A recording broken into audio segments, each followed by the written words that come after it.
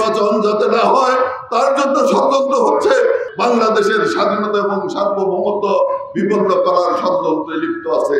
আমাদের নেত্রী দেশের স্বাধীনতা, সার্বভৌমত্ব, আমাদের মানুষের ইজ্জতকে বিক্রি করে দিয়ে এই দেশের ক্ষমতা চান নাই।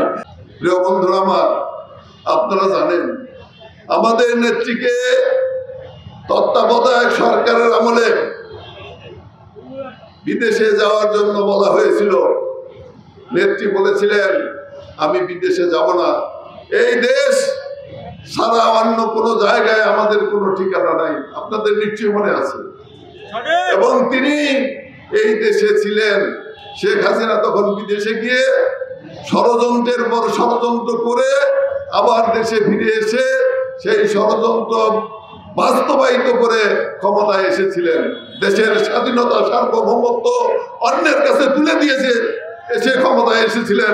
আমাদের নেত্রী দেশের স্বাধীনতা, সার্বভৌমত্ব, আমাদের মানুষের ইজ্জতকে বিক্রি করে দিয়ে এই দেশের ক্ষমতা চান নাই। এই দেশের ক্ষমতা প্রিয় বন্ধুগণ, এই 17 বছর আমাদের নেত্রী সংগ্রাম করেছেন, আমাদের নেতা তারেক রহমান সংগ্রাম করেছেন। কি কারণে? এই দেশে গণতন্ত্র ফিরিয়ে আনার জন্য, এই দেশকে বিদেশির আগ্রাসন থেকে রক্ষা করার জন্য, এই দেশকে একটি শক্তিশালী রাষ্ট্র হিসাবে প্রতিষ্ঠা করার জন্য, এই দেশের মুসলমানদের মান ইজ্জত সম্মানকে প্রতিষ্ঠা করার জন্য আমাদের নেতা তারেক রহমান কাজ করে যাচ্ছেন। এবং সেই কাজের ফসল হিসেবে আমরা আজকে মুক্তি লাভ করেছি। একটি জাতি যদি সুশৃঙ্খল না থাকে সেই জাতি অগ্রসর হতে পারে না। একটি সেনাবাহিনী যদি সুশৃঙ্খল না থাকে যুদ্ধে জয় লাভ করতে পারে না। ঠিক তেমনি ভাবে একটি সব মশার বিরুদ্ধে সুরক্ষা দিতে এলো বসুন্ধরা এক্সট্রিম অ্যারোসল। মশার বিরুদ্ধে এক্সট্রিম সুরক্ষা। সংগঠনের মধ্যে যদি শৃঙ্খলা না থাকে আমরা কিন্তু জয় লাভ করতে পারবো না। যে কোনো ভাবে আমাদের ক্ষতিগ্রস্ত করার জন্য কিন্তু চক্রান্ত এবং ষড়যন্ত্র চলছে। আমাদের অভ্যন্তরে বিভেদ সৃষ্টি করে, আমাদের অভ্যন্তরে ভুল বোঝাবুঝি সৃষ্টি করে, বিভেদ সৃষ্টি করে ওরা সুযোগ নিতে চাচ্ছে। নানান প্রকার ষড়যন্ত্র হচ্ছে। নির্বাচন যাতে না হয় তার জন্য ষড়যন্ত্র হচ্ছে। গণতন্ত্র ধ্বংস করার জন্য ষড়যন্ত্র হচ্ছে। বিদেশিরা আজকে নানাভাবে বাংলাদেশের স্বাধীনতা এবং সার্বভৌমত্ব বিপন্ন করার ষড়যন্ত্রে লিপ্ত আছে।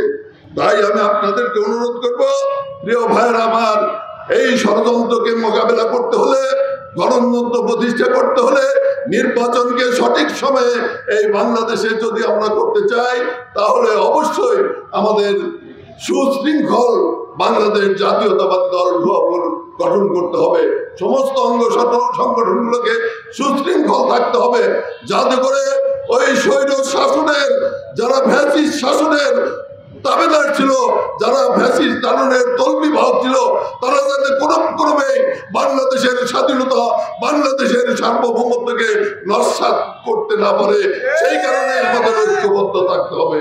প্রিয় বন্ধুগণ, আরেকটি কথা বলতে চাই, যারা আজকে নির্বাচনের বিরুদ্ধে কথা বলে, যারা নির্বাচনকে প্রশ্নবিদ্ধ করতে চায়, আমি বিশ্বাস করি বাংলাদেশের জনগণ তাদেরকে আর ক্ষমা করবে না, করতে পারে না। ওই সমস্ত শক্তির বিরুদ্ধে ঐক্যবদ্ধ থাকবেন। ঐক্যবদ্ধভাবে আমাদের কাজ করতে হবে দেশের স্বাধীনতা এবং সার্বভৌমত্ব